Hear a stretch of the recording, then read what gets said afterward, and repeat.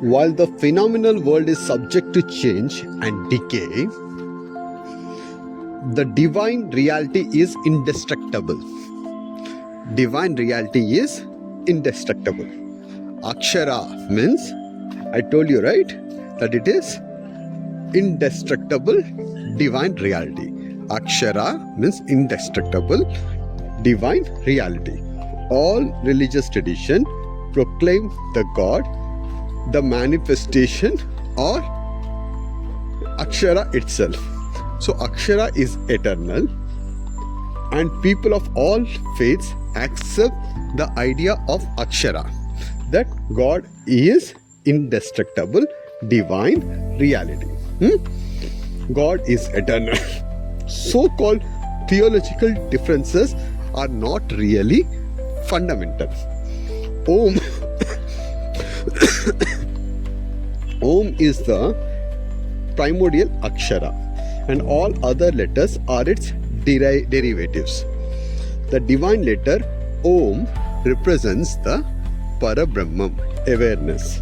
The comprehension of the essence of Parabrahman, awareness, is known as Brahma Vidya, or the knowledge of the Brahman, or the knowledge of awareness. That is why the 8th chapter of the Bhagavad Gita has been given the title of Akshara Parabrahma Yoga. Akshara Parabrahma Yoga, 8th chapter. So, secular knowledge is no doubt necessary for getting on in life. The bliss of spirituality cannot be achieved without the minimal necessities of life. But secular knowledge is not the be-all and the end of all of human existence. Secular knowledge is not the end of all human existence. Spiritual knowledge is, as a matter of fact, more important than the material knowledge.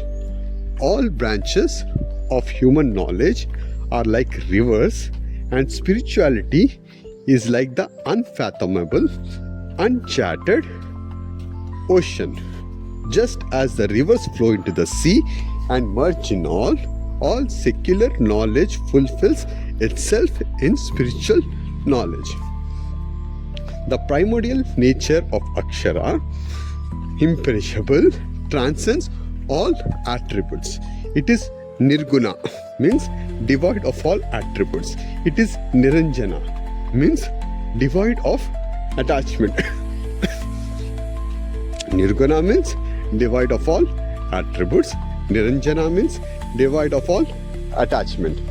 Every Akshara or letter in Bhagavad Gita proclaims the transcendental, immanent and ubiquitous reality of the awareness, Parabrahman. By chanting the name of the God, our grammar will not help in the hour of death, but the name of the God helps at the time of the death. This is what great philosopher Adi Shankaracharya told.